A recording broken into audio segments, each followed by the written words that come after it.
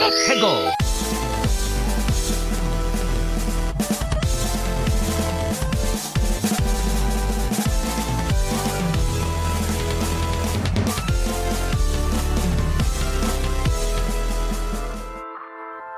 Hello and welcome to another episode of Ferret 64 with me, your host, YemmytheFerret.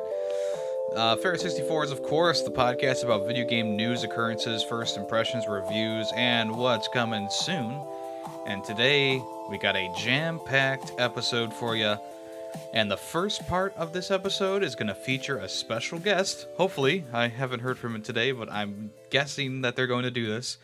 Without further ado, here's Callus, aka Just Callus, with his first impressions of Legend of Zelda Tears of the Kingdom. Take it away, Blue Boy. And now it's time for a brand new section called Coffee with Callus. I'm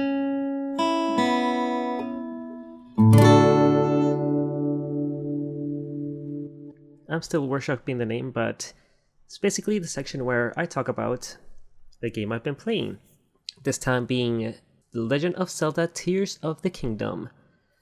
Now, I have been waiting such a long time for this game. It was revealed, feels like 2 years ago at this point, and man, was I excited. I tried very hard not to look at too much of the trailers or information out there because I wanted to go in as blind as possible. And so far, I am like 10-ish hours into the game, but I feel like I've barely scratched the surface.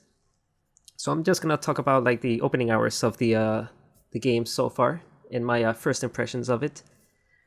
So the game starts out once again you waking up in this place that's very similar to the Great Plateau from Breath of the Wild. You wake up in this great sky island and you explore around. You're trying to figure out what's going on. And just like Breath of the Wild, you have to find 4 different shrines, and you get these brand new powers every time you get inside one of these shrines. Which brings me to the first thing I noticed about this game is that it seems like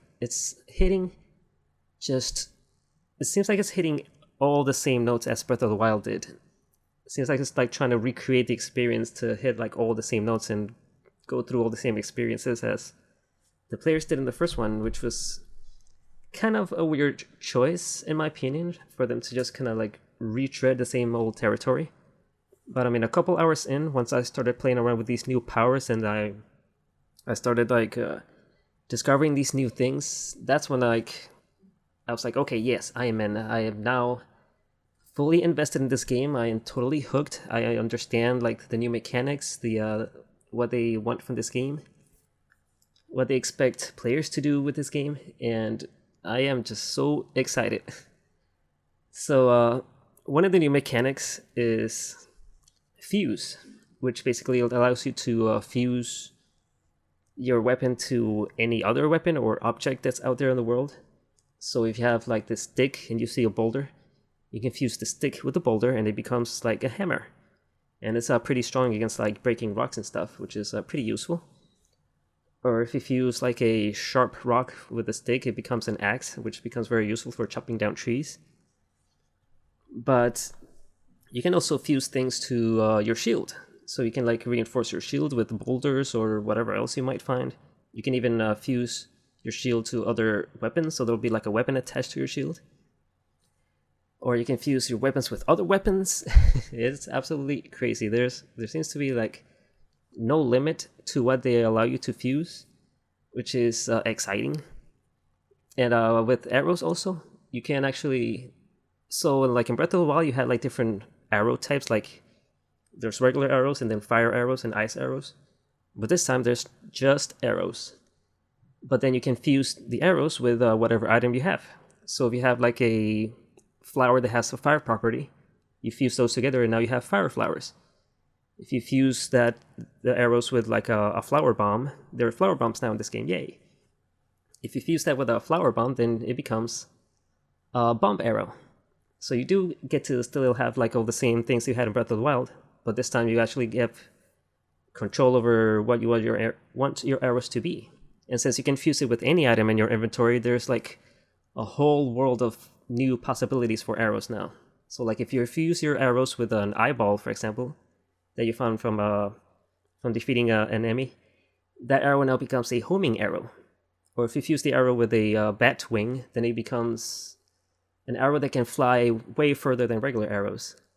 So it's just like, it's becomes like a new way to discover things. It's like basically a new type of exploration where you can to experiment with different fusion types and see what you can get out of it. There was I was just getting very experimental. Like I saw a explosive barrel, and I was like, surely they wouldn't allow me to fuse my weapon with that, but surely enough you can.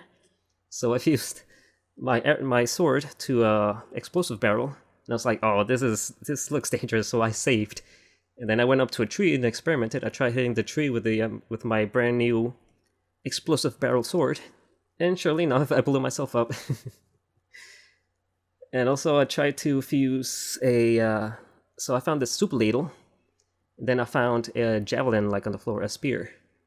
So I fused my soup ladle with a spear, and it became this super long sword that I could just swing around, and it just looks like the funniest thing ever.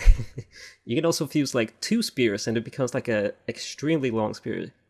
And it's just so funny the kind of combinations you can create, and like just how they just allow you to do anything. The other new power is Ultra Hand, which basically allows you to pick up any object that's like sitting on the world, and you can pick it up and place it and stick it to other objects. And this is basically how you build things. I was joking around last time I spoke to Yemmy when I was reacting to the trailer about how this is basically like the Legend of Zelda nuts and bolts. Because just like Banjo-Kazooie nuts and bolts, you can like build vehicles and stuff out of whatever parts you find. But surely enough, it is exactly like nuts and bolts. There's like so many things laying around that you can just like grab and like stick together and just build just whatever kind of contraptions you want. And there are these Sonai constructs. I forgot the exact name, but they're basically objects that allow you to do different things. Like there's a fan one, where like if you attach it to a raft, then it becomes like a propeller for your raft, so you can like zoom across a lake. Or if you point the fans downward, then you can like create a flying machine, because like if you attach enough fans to it, it elevates you. And then there are wheels that pretty much just go forward when you activate them, but I think there's a steering wheel apparition also that you might find in the future that I believe will let you steer, but I haven't found it yet. And then there's like a flame emitter, so you can attach a flamethrower to your vehicles. Or if you want, you can attach also that flame emitter to your shield, so it can like shoot flames every time you block, or you attach it to a sword and it'll shoot flames every time you swing your sword. Well, that's part of the fuse ability. But like, it is just, I am so blown away by the amount of things that you can like mix together and build and fuse. There was so I was tasked with crossing a lake, so I was tasked with building a raft. But of course I wanted to go further, and I just wanted to start experimenting to see what I could do with it. So I built like a regular raft where there are 4 logs put together basically. But then I extended those logs, and I have like so many other logs carried over, and I just stuck them to the front of the I stuck 2 logs to the front of the raft, and then I stuck 2 more logs in front of that, and then 2 more logs in front of that. So it's like an insanely long raft that just looks like the most ridiculous thing. And with Ultra Hand, you can like pick it up and rotate it, and just picking that extremely huge thing and just rotating it around just looked like the funniest thing ever to me. One of the best parts of Breath of the Wild is going to YouTube like a year or 2 later after it came out and just seeing the absolute wild things that people discovered and that figured out that you can do with that game. So I cannot wait to check out YouTube a year or 2 from now and just to see just the kind of wild and crazy things that people build. I'm getting so excited to just keep experimenting, and I'm sure I already got a glimpse of someone playing this game on Twitch and seeing, oh wow, I didn't know you could build it that way, but yeah, of course you can. You can like literally grab any object and stick it to any side or anywhere on the object and rotate it any way you want. So the possibilities are limitless. I have not reached a limit to how many things you can attach together, but I'm sure it's pretty crazy because I've seen some pretty crazy objects out there. I've already recently built also like a vehicle, and I put like guardrails on it and all this stuff. So yeah, it's a lot of craziness. I am having so much fun with it. There's other abilities that I won't talk about yet. I will let you guys discover on your own if you were playing it.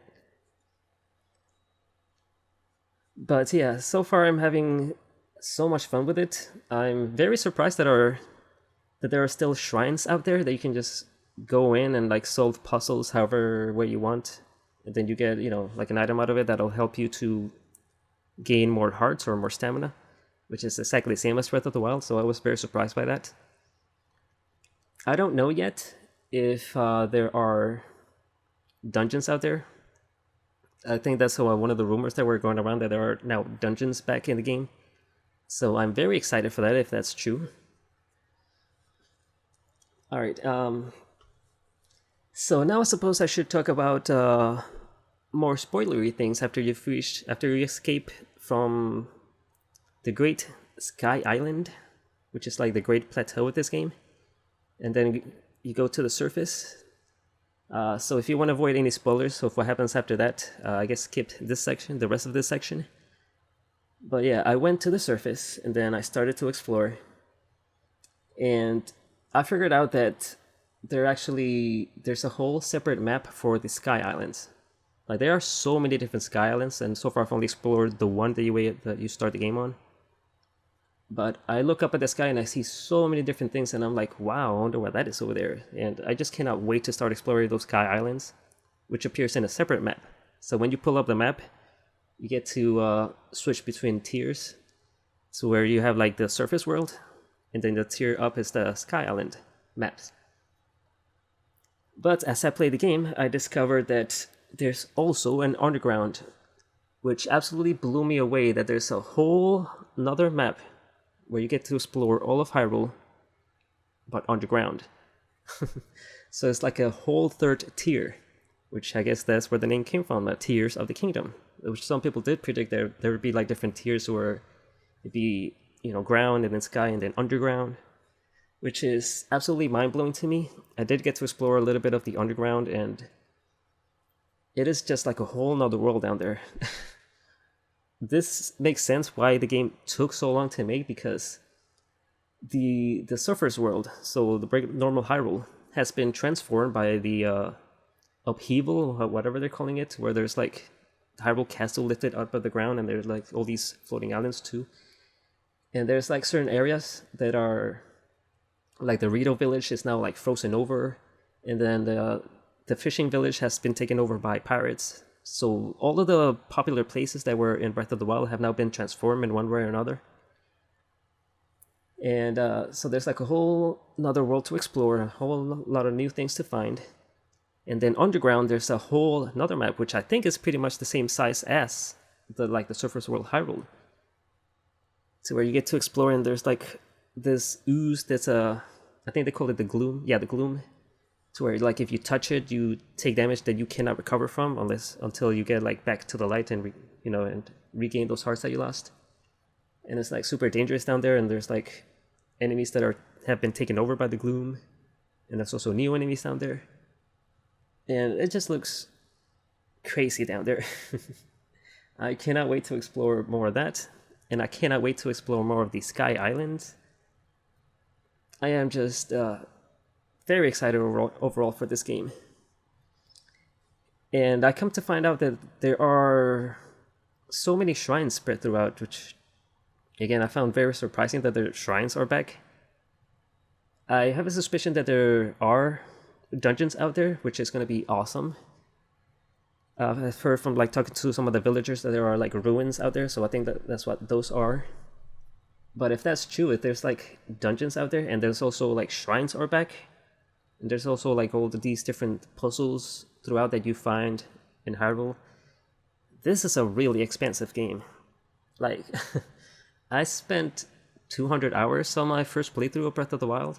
I'm pretty sure that I can almost double it in this one from like just how much stuff there is. Like I said, I've played for like about 10 hours and I feel like I've barely scratched the surface, which is absolutely insane to me. Oh, and I suppose I should talk about the story too.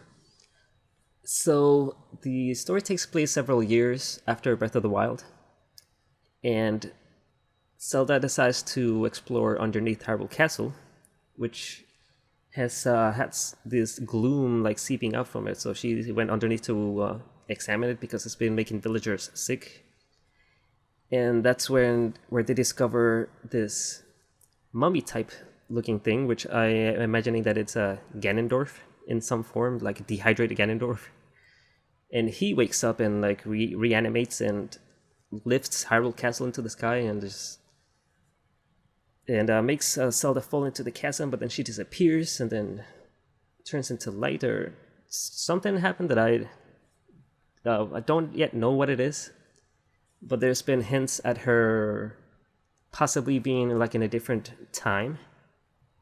Like I've come across certain areas where it kind of seems like Zelda's there, but not really. It's hard to describe, but the game is not explaining anything. But my prediction is that she's in a different time.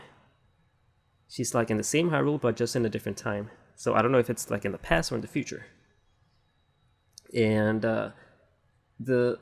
when Link wakes up in the Sky Island, he has like much longer hair. So I imagine that he kind of like was asleep for however many years.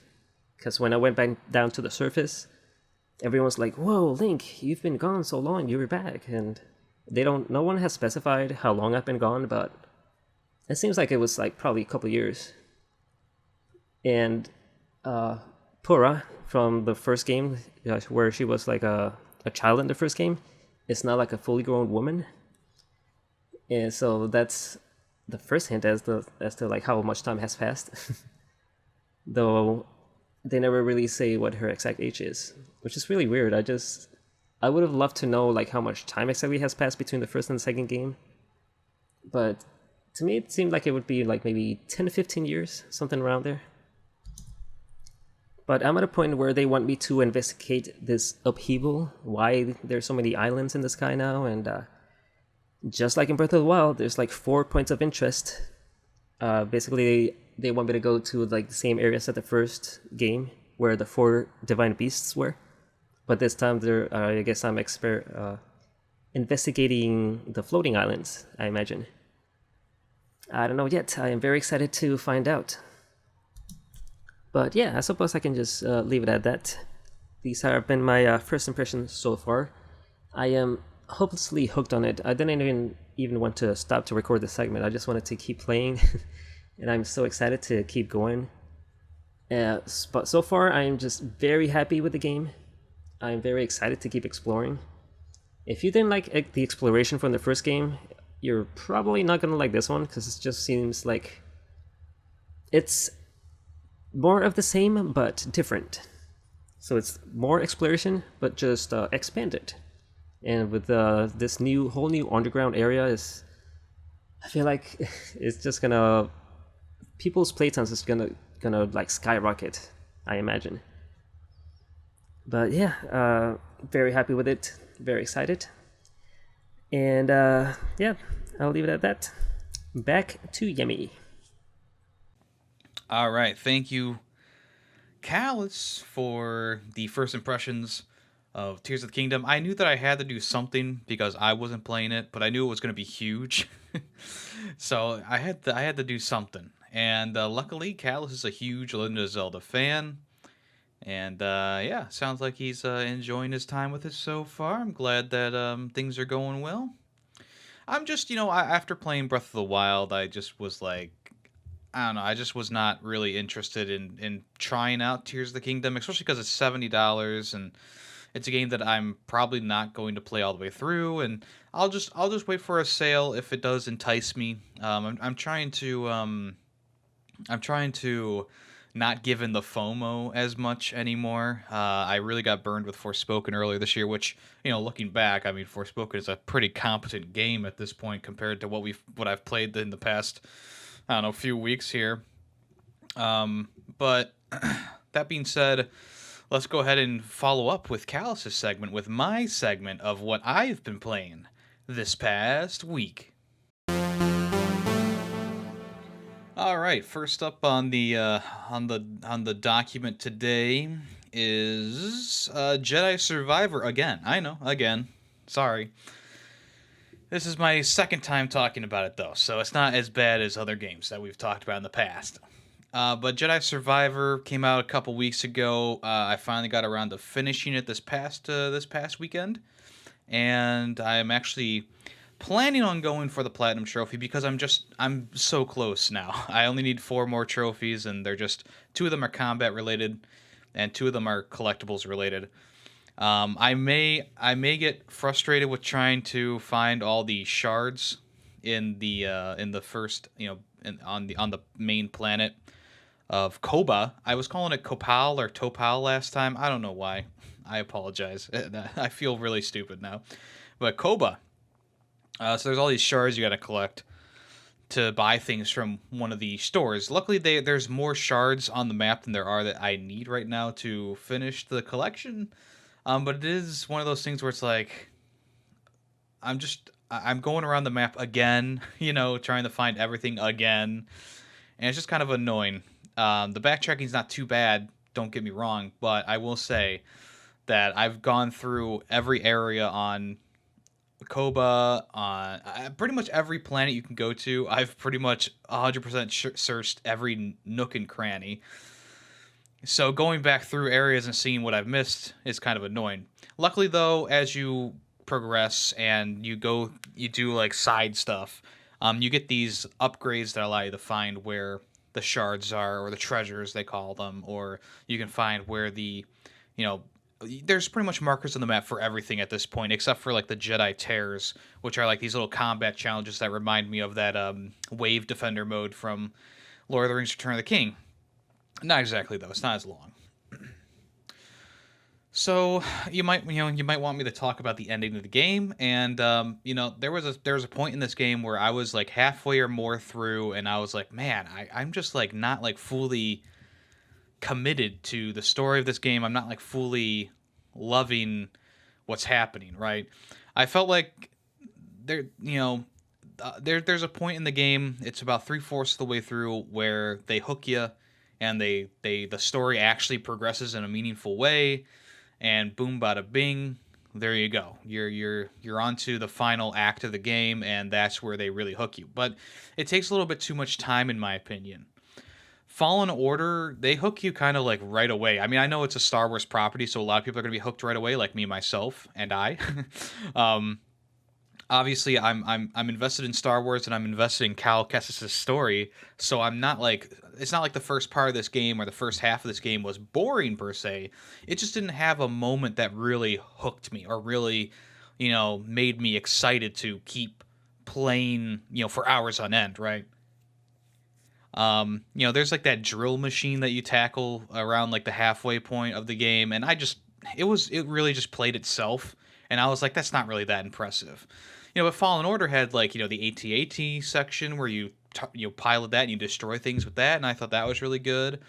You had the fight with the Ninth Sister midway through the game, which is like a really hooking point, Obviously, the end of the game is also very much like a bombastic thing, obviously.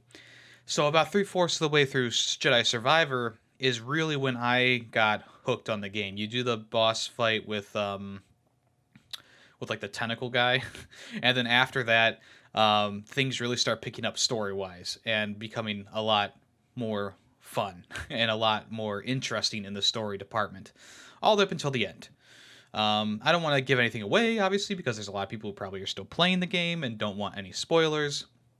But just know, if you're struggling to get through that first half, there is a point where the game does start to really get better. I'm going to sneeze. But yeah, I like I said, it's not like the first half was bad.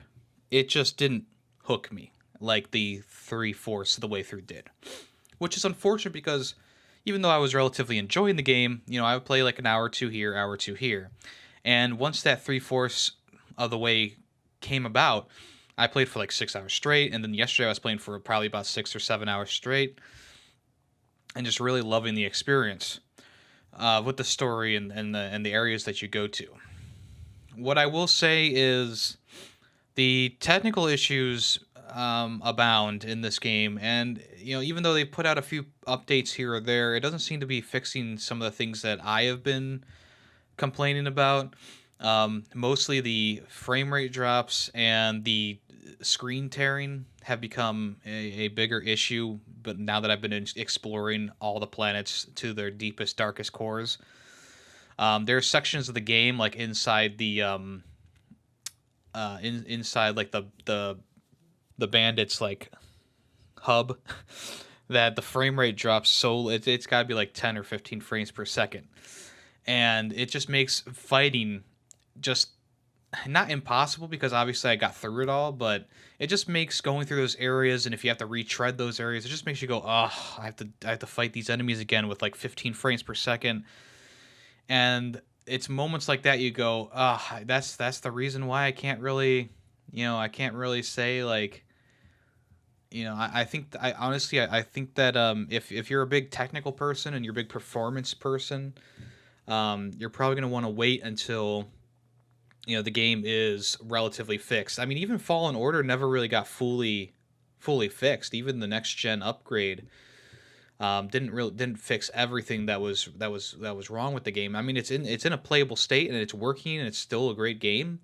But Jedi Survivor is actually probably almost in a worse state when it launched, which is kind of crazy to say because Fallen Order was also a pretty rocky launch, and that's what caused it to slip down on my list of top 10 games. And Jedi Survivor is kind of going the same route. I mean, if they had just took an extra month to craft and hone the game a little bit more, work on the different technical issues, we wouldn't even be having this conversation. But they released it, and I've played it, all the way through. And even though I love the game, and I think the game is great, and it's definitely worth playing if you're a Star Wars fan or if you like the Souls-like gameplay of Fallen Order, it's not a full recommend for me because the technical issues are just so glaring right now, and it does really start to weigh on the overall enjoyment of the game.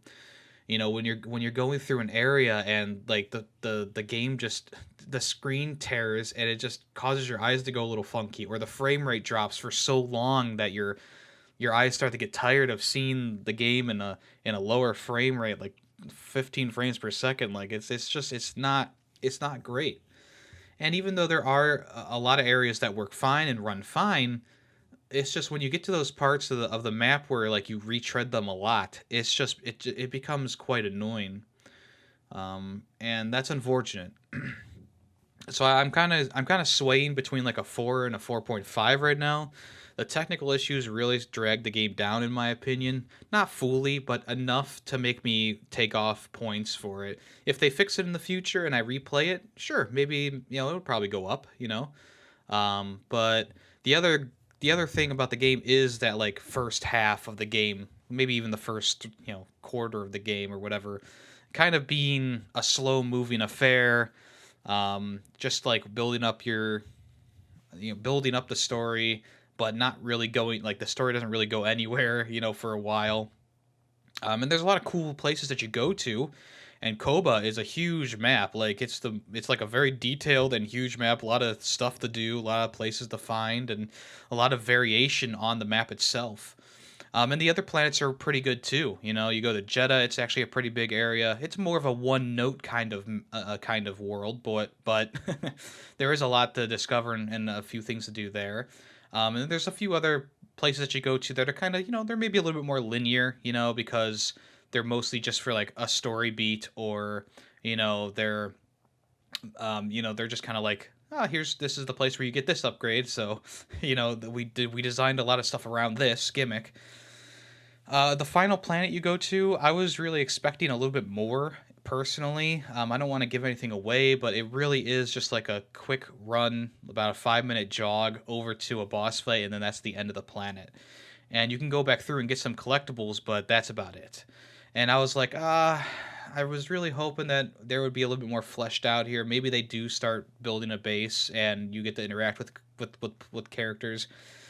But no, it's a pretty straightforward walk to the end, and that's it. I was really hoping for more in that moment than what we got.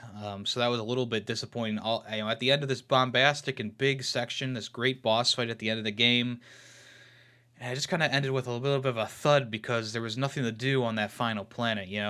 I think back to Fallen Order, and no, you cannot go back to the Inquisitorius, or whatever they call it, or whatever it is called.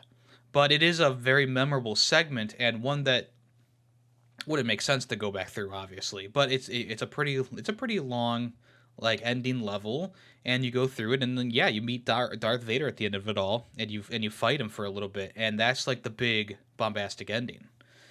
And in this game, you get that big boss fight, and then the game's like, okay, that's it. And I'm like, oh, this is the entire final planet, huh? So that was a little bit disappointing in my opinion.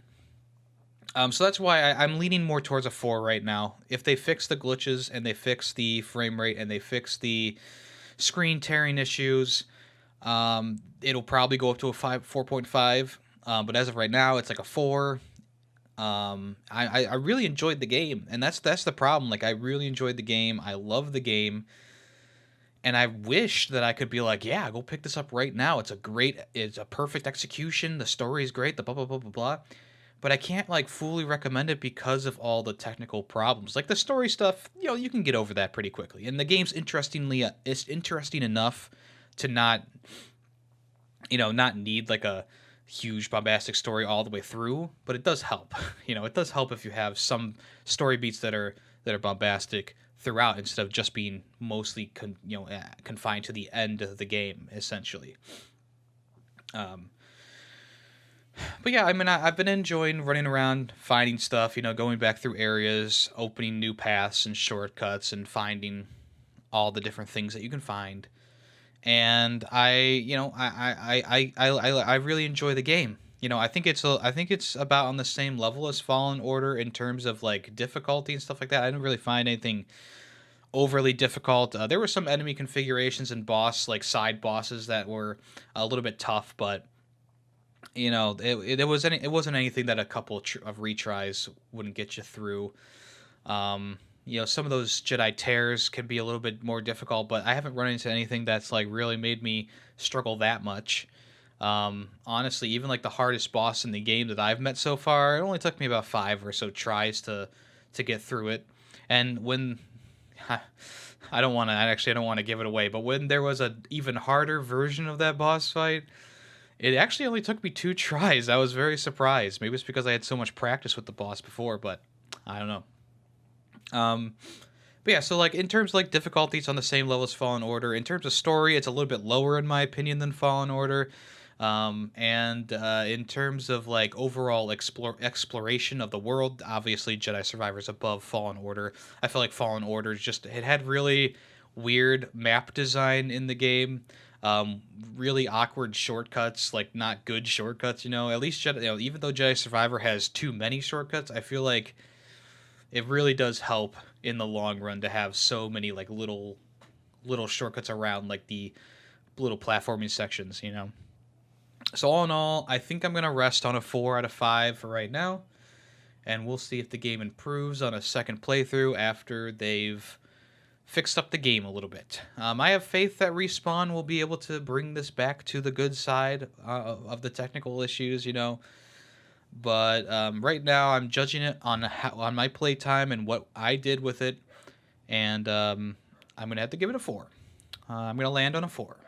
Right after recording the podcast, I ended up actually finishing the platinum for Jedi Survivor. It wasn't as bad as I thought, finding the shards and stuff that I was missing. Also doing some combat stuff that I just didn't do while I was playing the game. So all in all, not too bad of a platinum experience. If you want to do it yourself, it's not going to take too long to clean up the rest of the stuff that you need to do. It's just a lot of backtracking and a lot of searching around for stuff. Anyway, back to the episode. Next up, speaking of fours, Fall Guys Season 4. That launched this past week, and I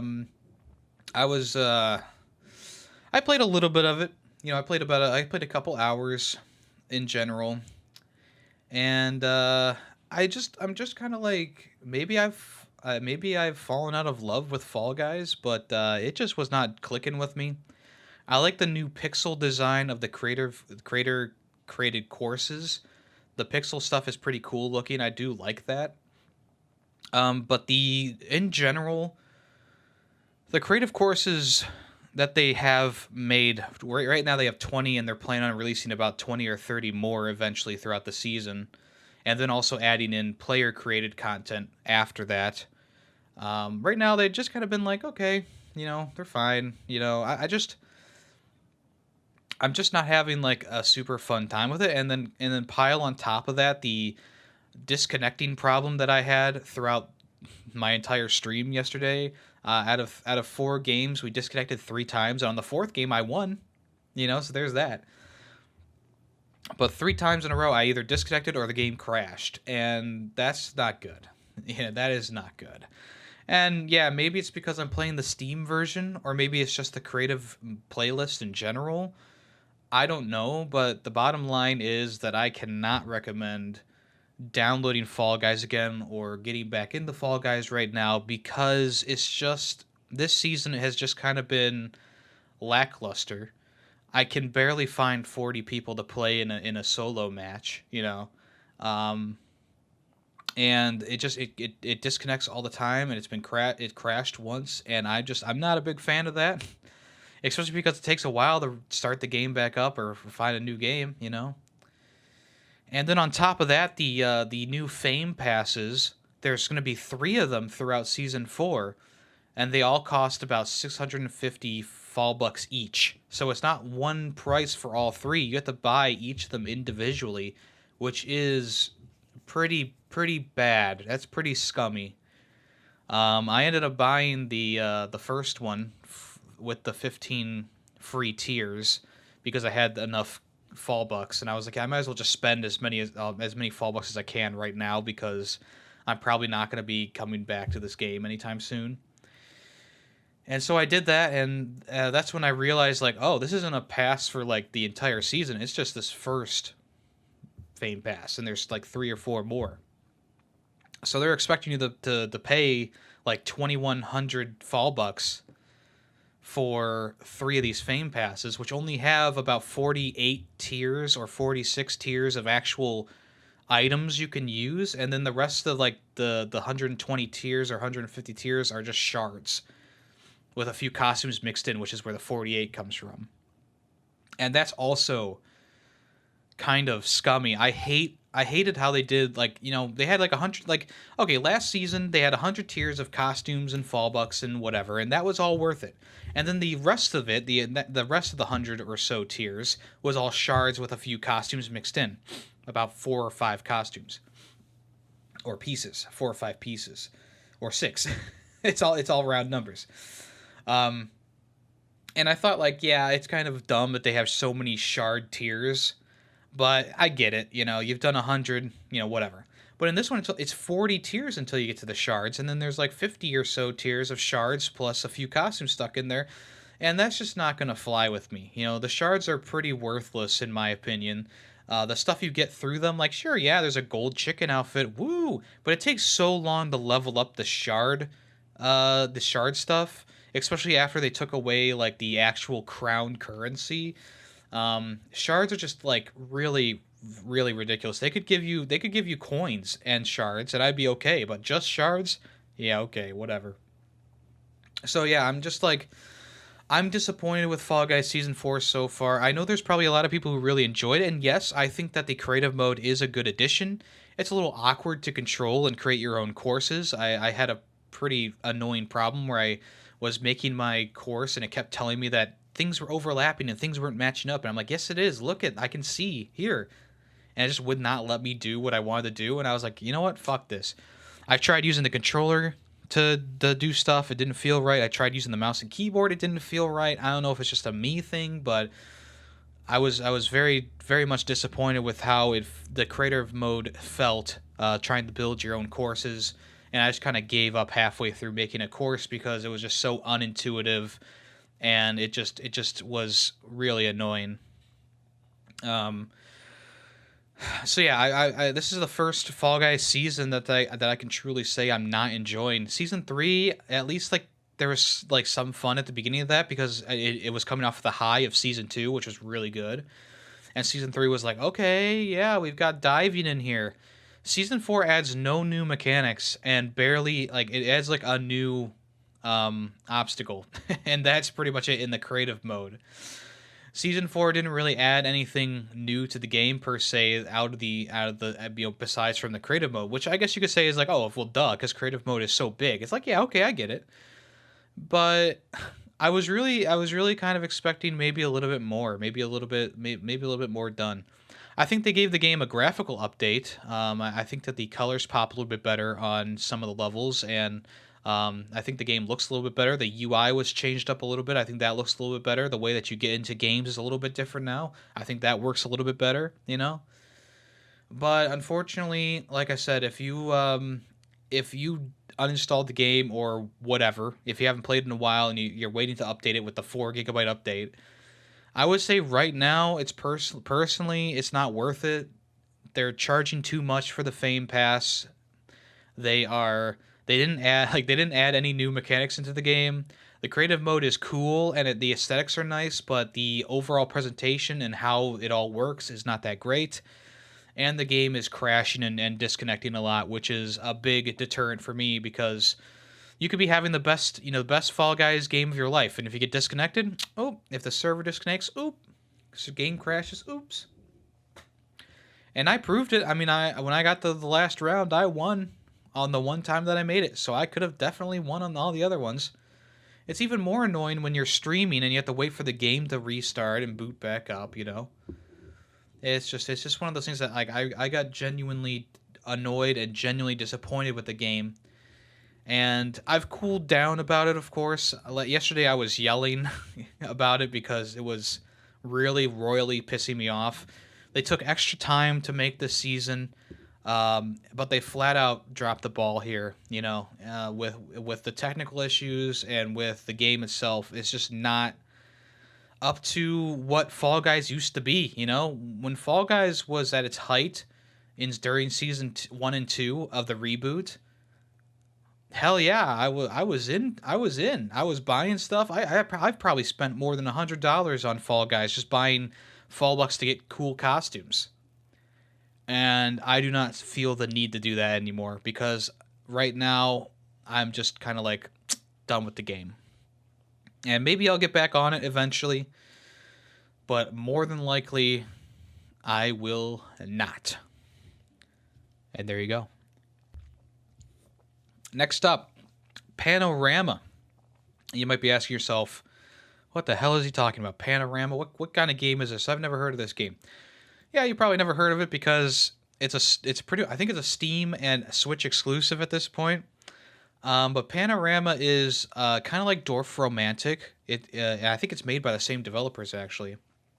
And essentially, it's a tile matching game where you try and build up your ecosystem, and you try and continue the game for as long as you can.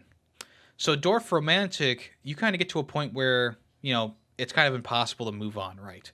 They've fixed that with Panorama because you can build special buildings that give you more tiles. And the more special buildings you make and the better you get your connections are, the more tiles you get to build up your Earth, I guess you could say. So kind of like Dorf Romantic, if you put a water tile next to a water tile, you'll get bonus points. If you put a tree tile next to a forest tile next to a forest tile, you get bonus points. If you put a house next to a house, you get bonus points. If you put fields next to fields, then there's also these upgrade tiles that just upgrade everything around it. So, those are also good. Rocks next to rocks, stuff like that. And then when you add the houses in there, you know, they give you tons of bonus points. They give you some special tiles, and it makes it look aesthetically pleasing, you know. So you get like a lighthouse, you get a fisherman's hut, you get a city water fountain or whatever. You get a national park. You get you know, a cabin in the woods. You know, you get all these cool things. There's actually a blimp in this game too. You can get this airship that flies around. Not my favorite thing. But yeah, as you build up the areas, they get populated with like boats and animals. And if you zoom in and click on the animals, it'll give you points towards a tile, which is pretty cool. You can zoom in and click on the animals. There's an undo button, so if you accidentally put a tile in the wrong place, or if you get stuck, you can back up as much as you want to redo your combinations.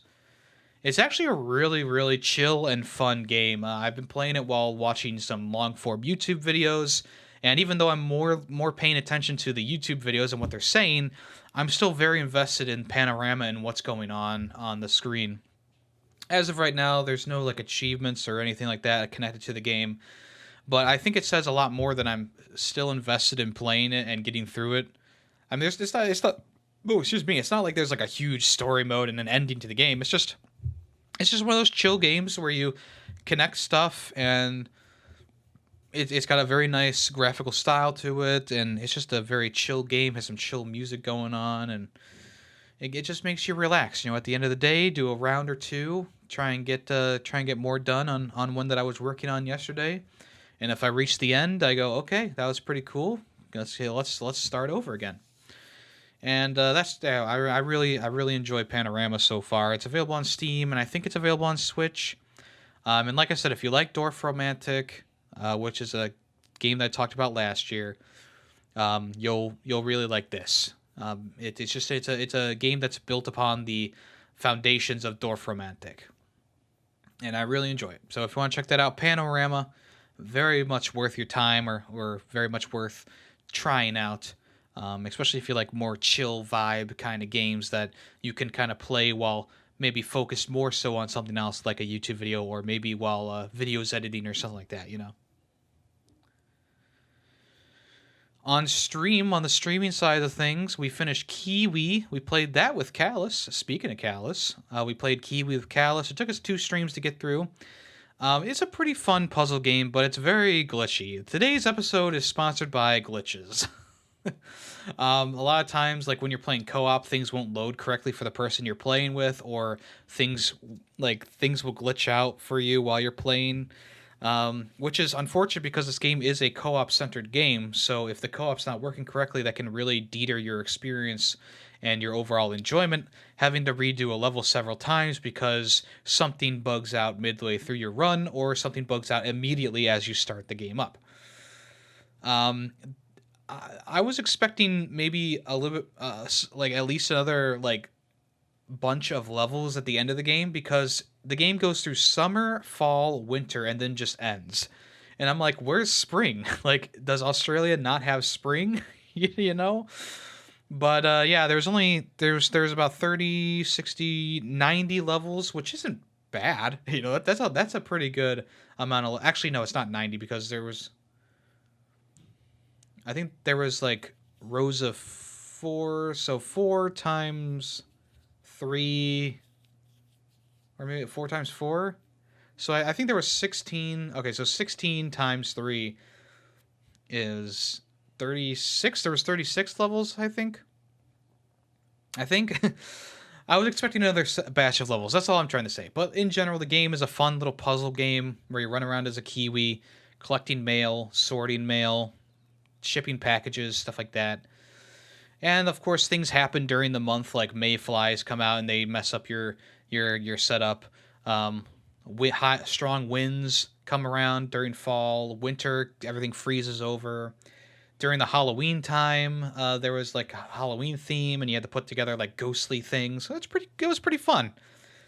But the glitches and the performance of the game and how it kind of abruptly ends was not so fun.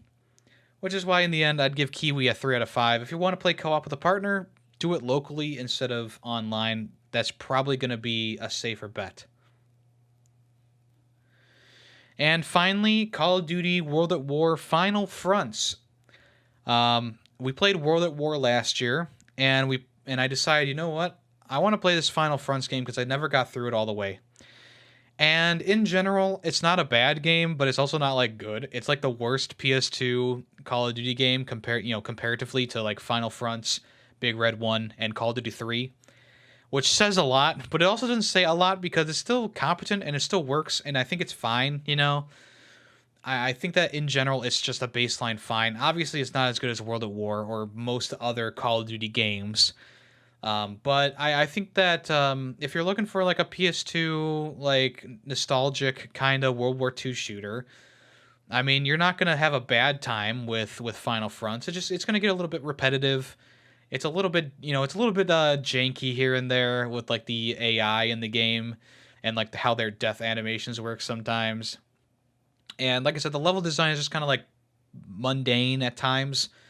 You think about Big Red 1 or not Final Fronts, Finest Hour, and those levels are designed pretty well, Even Call of Duty 3 has really good and well-designed levels.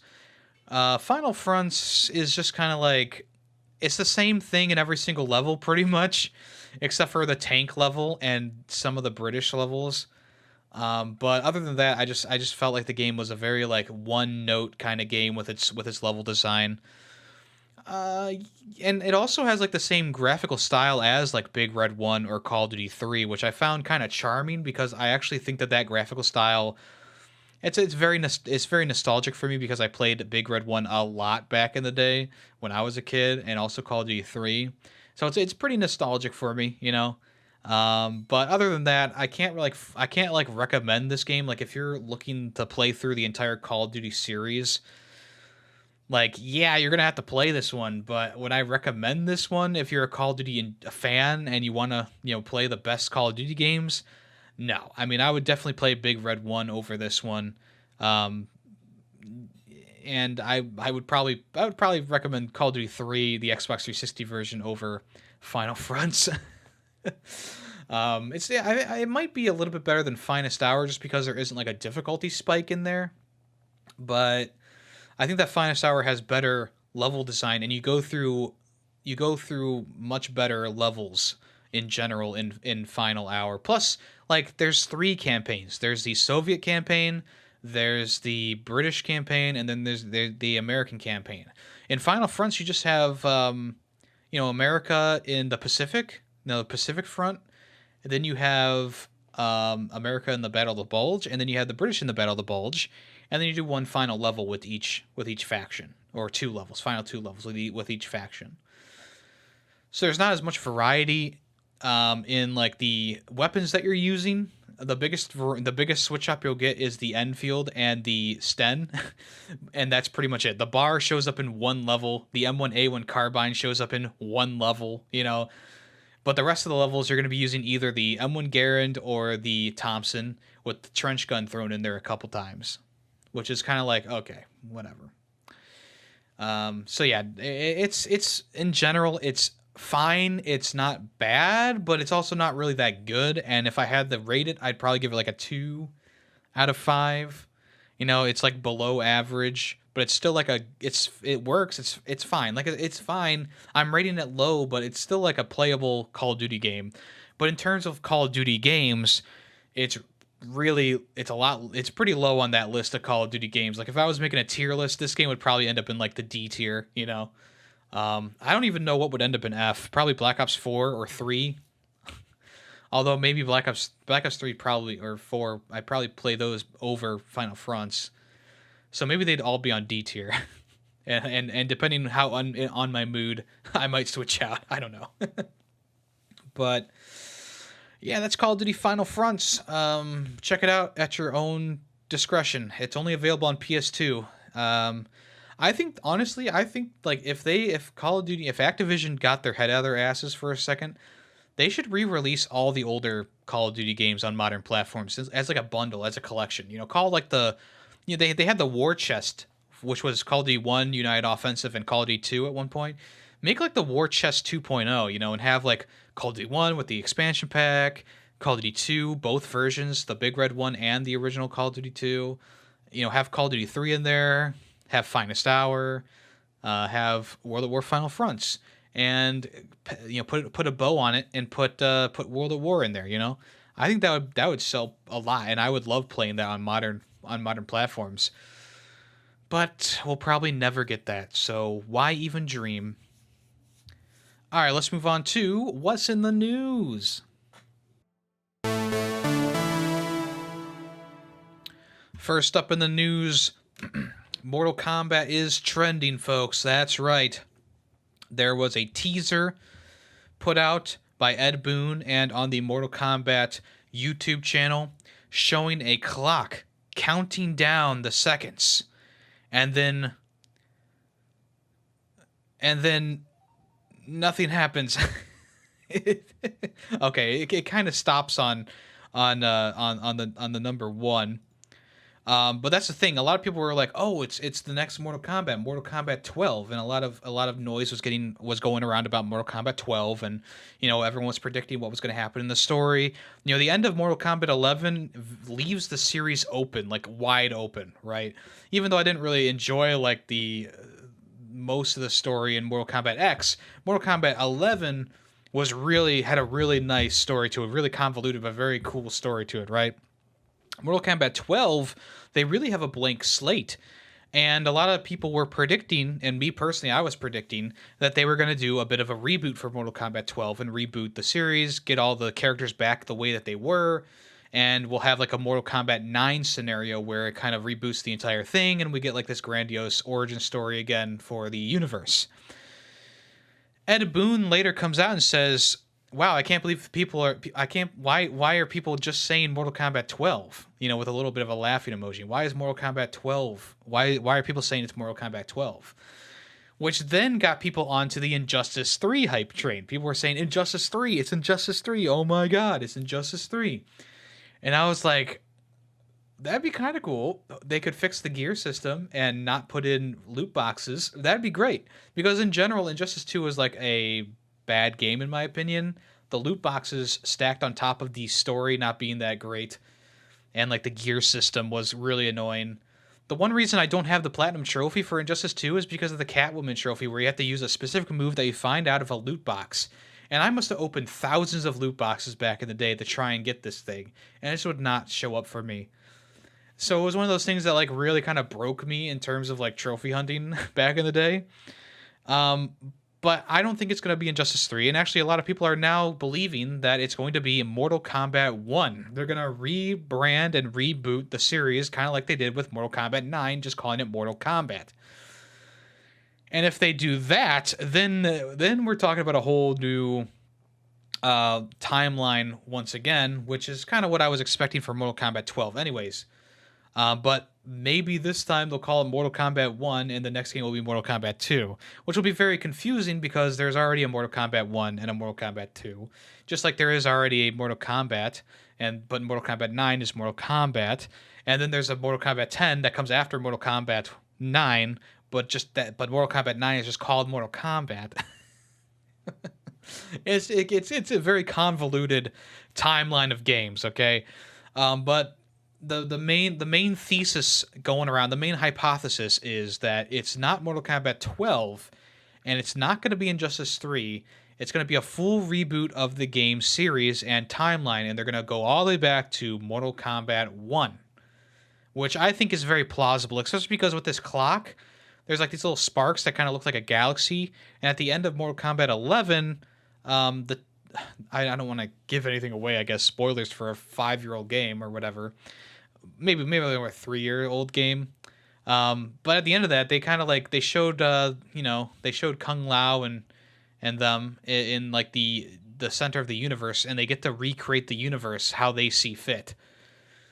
And I was like, oh, that's a great ending for rebooting the series in the next game. And lo and behold, 4 years later, or however long it's been, they're most likely rebooting the series, which I think is good because a lot of like Mortal Kombat, I love Mortal Kombat 9. I think the story in Mortal Kombat 9 is awesome, but they kind of wrote themselves into a bit of a pit having all the characters turn up as like evil versions of themselves, right? Undead versions of themselves.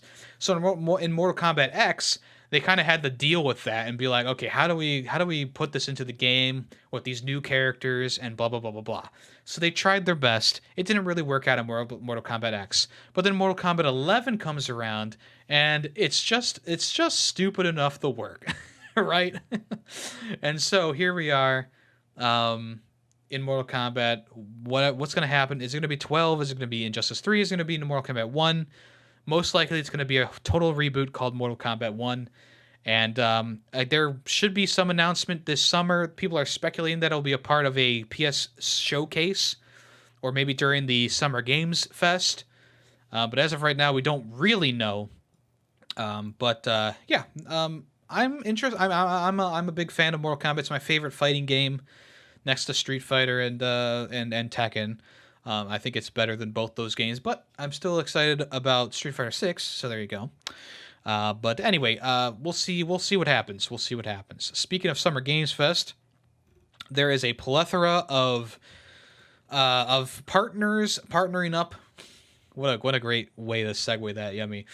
There's a good list of studios that are going to be partnering with Summer Games Fest to bring content and interviews and videos and trailers and stuff like that to the Summer Games Fest event. So as of right now, here are all the confirmed Summer Games Fest partners: Activision, Amazon Games, Annapurna, Bandai Namco, Behavior, Capcom, CD Projekt Red, Devolver Digital, Disney, EA, Epic Games, Focus Home Entertainment, Gearbox Publishing, Grinding Gear Games, Hoyoverse, Kabam, Larian Studios, Level Infinite, Magic the Gathering, NeoWiz, Netflix, Nexon, Niantic, North Beach Games, Paradox Studios, Pearl Abyss, Phoenix Labs, PlayOn, PlayStation, Pocket Pair, Razer, Samsung Gaming Hub, Second Dinner, Sega, Smilegate Entertainment, Square Enix, Steam, Techland, Tribeca, Festival, Ubisoft, Warner Brothers, and of course Xbox. All these publishers and more will be coming over to Summer Games Fest to show off what's coming out. People are speculating that Xbox is going to be coming with Hellblade 2. People are speculating that PlayStation will come around with some Marvel Spider-Man 2 or something of the like gameplay, or maybe even a trailer. But we'll have to wait and see. I'm very interested in seeing what PlayStation and Xbox have to offer, along with Capcom and the rest of the major studios here. And it just kind of goes to show, like, E3, you kind of screwed up. Everyone except for Nintendo is over here at Summer Games Fest. I think this is a big hit for a big hit in the wrong direction for E3. So we'll see what happens there. But as of right now, a good list of publishers and studios partnering with Summer Games Fest. And once again, that will start live on June 8th. And if you want to sign up for event alerts, go head over to summergamesfest.com. All right, I'm about to get into some legal mumbo jumbo for the Activision Blizzard and Microsoft acquisition that kind of fell through last week. UK blocked the acquisition, halted the progress of Xbox's takeover of the two companies. And they've actually laid out some ground rules for for when Xbox tries to counter this. So this started on May 5th. I'm going to go through a lot of legal mumbo jumbo, so probably most of this is not going to make any sense, but here we go. The CMA wishes to ensure that no action is taken pending final determination of the reference which might prejudice the reference or impede the taking of any action by the CMA under Part 3 of the Act which might be justified by the CMA's decision on the reference. That is literally a quote from the recording. Here, this will make more sense. Except with the prior written consent of the CMA, Microsoft and all members of the group of interconnected bodies corporate to which it may belong must not acquire an interest in Activision or any of its subsidiaries, acquire an interest as an enterprise holding an interest in Activision or carrying the business of Activision from time to time, or hold an option to acquire an interest referred to in subparagraphs A and B above. Except with prior written consent of the CMA, Activision and all members of the group of the bodies incorporated Incorporated must not do the same thing in Microsoft. So Microsoft cannot buy stock or buy portions of Activision, and on the contrary, Activision cannot acquire stock or get pulled into Microsoft. If they do any of that, then any proceedings will probably be forfeit, and they'll get into a lot of trouble. The CMA blocked the deal about a week ago, voicing concerns about the future of cloud gaming. Also, I felt like there was a bit of like Call of Duty being pushed in there because of the ability to run it on the Switch. It would have to be changed a lot or put on the cloud, and I think that also deterred things as well. Activision Blizzard has actually gone to the extent of hiring a lawyer who previously represented the UK Prime Minister and football clubs and even the royal family at one point. So they went big, and we'll see what happens. Microsoft has continued to remain committed to the deal, and they mentioned to the BBC that they will remain firmly committed to the deal and look forward to presenting their case to the Competition Appeal Tribunal. There you go. As of right now, the EU is expected to approve the Activision Blizzard deal. Of course, the UK is not a part of the EU anymore, so this is a big deterring factor right now. Brexit really did make a stink here, didn't it? But the European Union is expected to approve the deal. So really, the UK has really been the only country to kind of to block this deal so far. And we'll see if that gets reversed in the near future or in the long future, really. Tenacious D recently put out a new song called Video Games. It's got a very fun YouTube video of like a claymation Jack Black and Kyle playing their instruments and singing about different video games. Jack Black saying that he's not a video game player at the beginning, but then going into how obsessed he is with like God of War, Fallout, Red Dead Redemption, Team Fortress, I think, was in there as well, like a whole bunch of stuff. And I found it very charming. If you want to check that out, it's on Tenacious D's YouTube channel, and you can actually stream the song on Spotify. But essentially, yeah, it's Jack Black singing about the different games he loves in a really fun style, and Kyle gets murdered a bunch of times.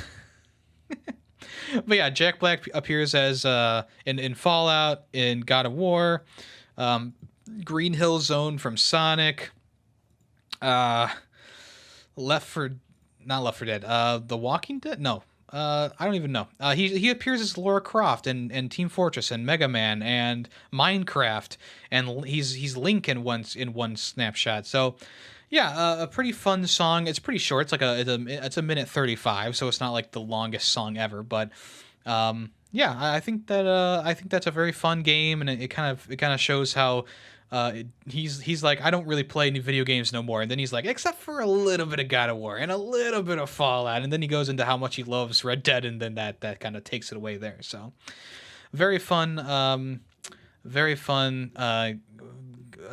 music video and a very fun song by Tenacious D centered around video games. If you want to check that out, it's actually called Video Games. Okay, we have a slew of delays here to go through. Hollow Knight Silksong, the biggest one. It's being kicked out of the specific 2023 release window. It still could launch this year, though, they said, but it's most likely going to be continuing development throughout 2023. So they're expecting either late 2023 or the early 2024 at this point. So I guess we'll have to wait and see on this one. Obviously, Hollow Knight Silksong is being developed by like a very small studio who are very passionate. I think that the longer people wait, the more hype that this game is going to get. Honestly, we saw relatively recently we saw at an Xbox presentation Silksong appear. So maybe this is just a delay for the PS5 and PS4 version, or maybe not. Who knows? I don't think that they partnered with Xbox. I don't remember actually. But anyway, yeah, it's just it's a delay, and obviously they're fine tuning. They are fine tuning the experience, so we'll just have to wait. We'll just have to wait until we get more information.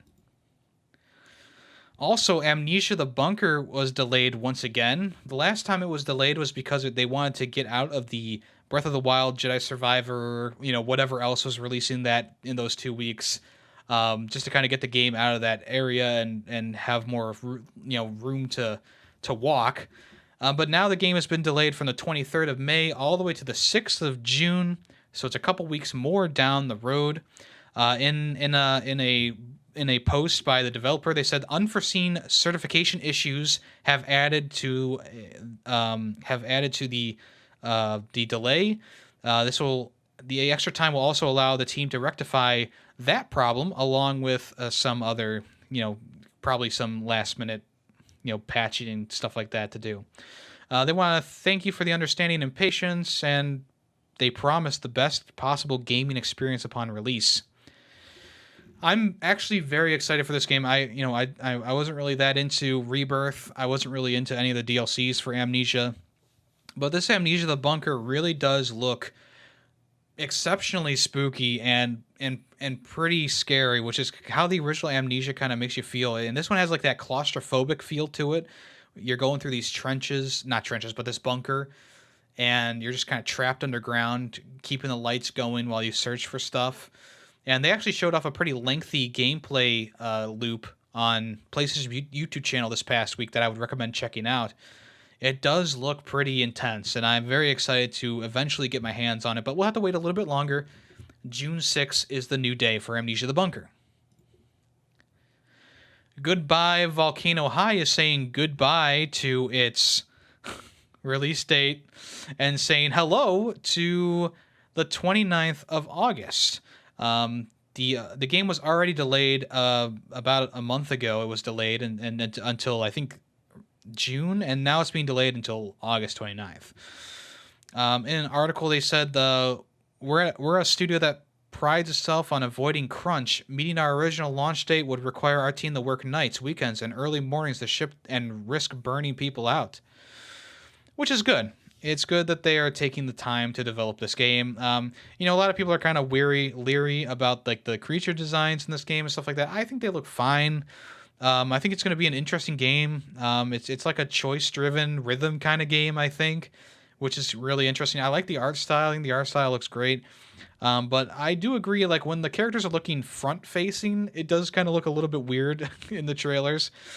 But yeah, this will be coming on the 29th of August now. Goodbye, Volcano High. And the last delay for today, Hogwarts Legacy on the Switch has been pushed back all the way to November. Originally, this version of the game was supposed to launch alongside the PS4 and Xbox One versions, but of course it's taking them a lot more time than they thought to get the game out. Actually, it was originally slated for the 25th of July, so now it's the November 14th. So if you're a Switch player and you've been waiting for Hogwarts Legacy, it's going to be a lot longer. I'm guessing the game is not going to perform as well on the Switch. Sales-wise and performance-wise, I believe it's not going to perform as well. I guess they're making a native Switch version of the game, so it's not just going to be a cloud version from what I can tell here, which is good. But yeah, right now it's available on every platform except for Switch. So if you are a Switch owner but you have a PlayStation, maybe, or an Xbox, maybe think about getting it on one of those platforms so you don't have to wait so long. But if you want to wait, that's fine too. Wait until November. I'm sure the game will be just great on Switch. All right. Remember Crossfire X? Yeah, me neither. This is a first-person shooter that came out on Xbox Game Pass, and it was a Xbox exclusive first-person shooter. The Modern Warfare killer, as they might say. Not really. This released back in February, and the game is officially closing its doors on May 18th. The game has performed so poorly that it is literally... I'm sorry, the game came out in 2022, but it had a big update in February. I'm sorry, I read that wrong. So yeah, the game released in 2022 was one of the worst games released last year, according to Metacritic and a lot of people. I never played it. But a big update was not enough to salvage the game. Players have been draining since its launch, so it's been announced that the servers will be closing on May 18th, 2023. I don't believe it's been in service for even about a year, so that's too bad.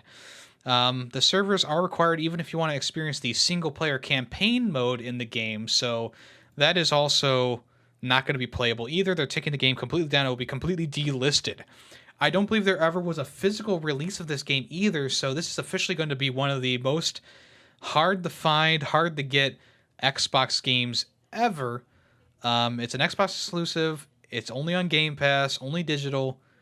And if you don't have it downloaded to your console, you'll never be able to play it again, which I'm sure a lot of people,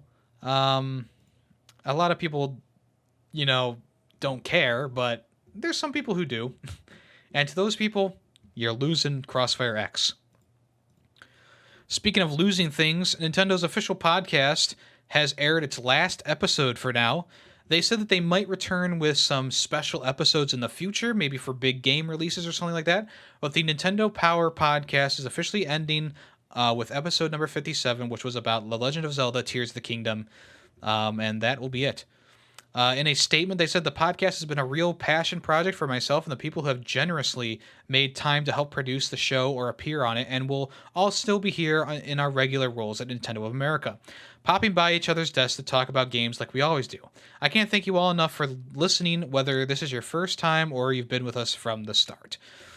Chris, who is the host of the show, mentions how the podcast has been running for 5 long years, and the team may return for some special episodes, but there's no plans in the immediate future. All previous episodes, including the final episode, will remain available online on Spotify and Apple Podcasts and YouTube, so you can go back and listen to them anytime you want. This podcast has been running for 5 years, but it's only on episode 57. God damn, I'm on up like episode 180 something with this podcast, plus the YemmyCast episodes, which add another 100 to it. And I've been doing this for 4 years. Step up your game, Nintendo Power. Come on. I kid. Sad to see them go, but this is the last Nintendo Power themed thing from Nintendo. This was the last. This was the end, folks. All right, Xbox has announced that it's partnering with Asus for the new Asus ROG Ally, the new handheld gaming system from Asus. You'll get 3 months free Xbox Game Pass Ultimate subscription in your bundles if you buy the console.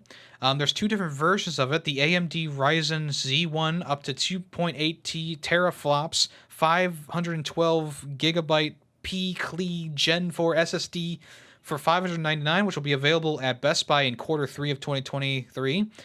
Or you can buy the $700 version, the AMD Ryzen Z1 Extreme, with 8.6 teraflops, 512 gigabytes of P-Clee Gen 4 SSD, which will be available to pre-order on May 11th and available for sale on June 13th. So the lighter, less beefy version will be available later in this year, which is kind of weird. They're trying to force sales for the Extreme Processor Edition.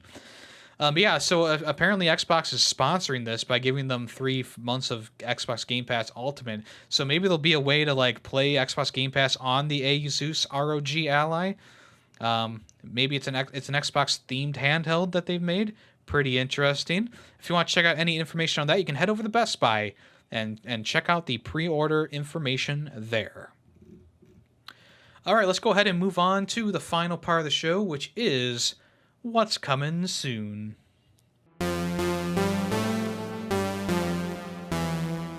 All right, Lords of the Fallen. It's been leaked that the game is going to be coming out in October, or rumored. It's one of the two.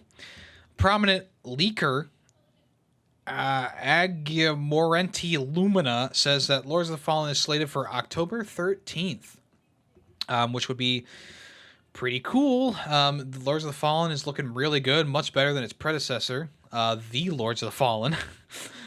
So an October 13th release date would be kind of cool. It's looking pretty good. The latest trailer looked really good. The technical showcase that they showed off looked really good.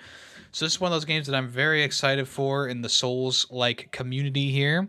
If you want to check out the graphical showcase that was put out in April, you can head over to the Lords of the Fallen YouTube channel. Or CI Games' YouTube channel, I should say. So yeah, it's a rumor that's going to be coming October 13th. Obviously, it's not a firm set date in my mind because it is just a rumor. But maybe we'll see some information come out during Summer Games Fest. Or maybe they'll put a video out. We'll see. But as of right now, might be coming in October. We'll see. A game called Mouse was shown off recently on YouTube, and it's apparently coming to Xbox eventually. The Mouse, which you can watch the gameplay trailer or the trailer on Gamatsu's YouTube channel. It looks like a pretty. It kind of looks like Cuphead, but it's a first-person shooter, like a cartoony, Mickey Mouse old style Mickey Mouse graphical style with guns and stuff like that. Lots of really cool animations in here. Heads being popped off, barrels exploding and burning the little characters alive. Um, Very cutesy, but very early in development too. The game is they aren't even showing levels. They're just showing like they're testing in like this, kind of like graph paper area, showing off the different weapons and stuff like that that will eventually become available. Right now, no release date or release window, but Mouse, it's looking pretty cool, and I'm definitely interested in that. I think you can wishlist it on Steam if you want to. But it's supposedly going to be like a boomer shooter, maybe in the same vein as something like BioShock. We'll have to wait and see though for more information. But as of right now, it's looking pretty good, and the art style looks really unique. And yeah, pretty cool. Check out the game Mouse on Gamatsu's YouTube channel. Warhammer 40k Bolt Gun has an official release date. They released a big gameplay trailer on PlayStation's YouTube channel. I'm sure other places as well. Excuse me. Yeah, it's coming May 23rd. It looks really good. It's a boomer shooter, so in the same vein as Mouse, but more so in the same vein as, Doom. It's got like an 8-bit style to it, or 16-bit style, whatever you want to say, 32-bit style, whatever. But yeah, it looks really good. I'm really excited to try this out. I love how the game looks. I think it's one of the best looking, kind of like retro style boomer shooters that have come out recently. It definitely looks like it's going to be a really fun time, and it looks like the graphical style is really going to make this game really, really cool, along with the gameplay and stuff like that. So yeah, Melt Your Brain on May 23rd, which is next week. Today's the 14th that I'm recording this. So yeah, next week on Tuesday. So if you want to check that out, pre-orders are now available for Bolt Gun. So there is a PS2 version of Transformers Beyond Reality coming out. Transformers Rollout. Essentially, this is a VR game that originally released, I think, on the Oculus or the original PSVR. I can't remember. It's also available for PS4. So yeah, it must be the original VR it came out for. So this is an updated version of the game on PSVR 2. It's available right now. It's a arcade-inspired first-person shooter that has been upgraded for the PSVR 2. So now the game is going to run at a 70 frames per second without stutters or dips. The developer has also gone in and optimized many of the moments of the campaign, either increasing the interactivity or taking care to have a better frame for the action with the wider frame of view for the PSVR 2. And of course, the developer has also gone in and added haptic feedback and adaptive triggers to the game as well. The team has, according to them, improved the gameplay. For example, in the original, the direction of the incoming gunfire was indicated using red flashes on screen, but now it's using the headset's built-in rumble to communicate potential danger. So the game is out now for about $25 if you want to check that out on the PSVR 2. Seems to be kind of cool. I guess maybe I'll check this out eventually after I'm done with Call of the Wild, which I have not gone back to in a while, but I will get back to the VR. I've been very obsessed with other games right now. And finally, here are 22 games coming to PlayStation Extra and Premium tiers next week. So this is the big update for May. Let's see how big it is. Ratchet & Clank Rift Apart. This is for extras tier. So Ratchet & Clank Rift Apart, Humanity, Watch Dogs Legion, Dishonored 2, Dishonored Death of the Outsider, Sakuna of Rice and Ruin, Tomb Raider Definitive Edition, Rise of the Tomb Raider, Shadow of the Tomb Raider, Bus Simulator 21, Next Stop, The Evil Within 2, Wolfenstein Youngblood, Thymesia, Rain World, Lake, Conan Exiles, Rune Factory 4 Special, Story of Seasons, Friends of Mineral Town, and Japan and Asia region exclusive will be Soundfall. PlayStation Plus Premium tiers, you're going to get Siphon Filter, Logan's Shadow on the PSP, Blade Dancer, Lineage of Light on the PSP, Pursuit Force on the PSP, and Ghostbusters the video game remastered on the PS4, which that's pretty good. That's a pretty good get. Maybe not completely retro, but yeah, whatever. So yeah, pretty good lineup there, pretty good list there. The PSP games coming to PlayStation Plus Premium. That's exactly what I've asked for. I've asked for more retro style games. So there you go. Is the service worth it? Maybe if you haven't played any of these games. But yeah, there you go. If you want to check out those games on PlayStation Plus Extra or Premium tiers, there you go. All right, well, that's going to do it for today, folks. Thank you so much for listening or whatever to this episode of the podcast on whatever platform you're listening on. If you want to check me out, I'm streaming on Twitch Monday, Tuesday, Thursday, and Saturday. Probably not going to be a stream on Monday since I'm celebrating Mother's Day on Monday because my mom works on the weekends. So we'll be doing that. So I probably won't be streaming on Monday, but we'll get back to American Wasteland on Tuesday. Start something new on Thursday. Big thanks to Callus again for playing Kiwi with me, and also for recording the Tears of the Kingdom first impressions at the start of this podcast. Hopefully, I haven't heard from him today, so I'm going to message him in a little bit, but we should get that done today. Oh yes, it's time, folks. Everyone's favorite moment. Guess the video game song. Today's song is gonna be a doozy. If you get this correct, you'll win a free super reaction from yours truly. Let's listen to it right now.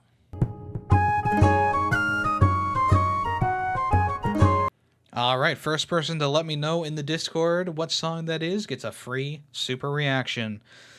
All right, folks, well, I am YemmytheFerret, and this has been Ferret64. Appreciate you listening. Please rate the podcast and give a review if you're on Apple Podcasts. That really does help the channel. It does help the podcast in general. And I will see you all next week. Bye-bye. The Ferret64 podcast is owned and edited by YemmytheFerret. The song Nightshade, used in the intro and outro, is owned by Adhesive Wombat. Small sound clips during the podcast were made by YemmytheFerret. News sources include NintendoLife.com, PushSquare.com, and PureXbox.com. All opinions video game related are my own. Thank you for listening.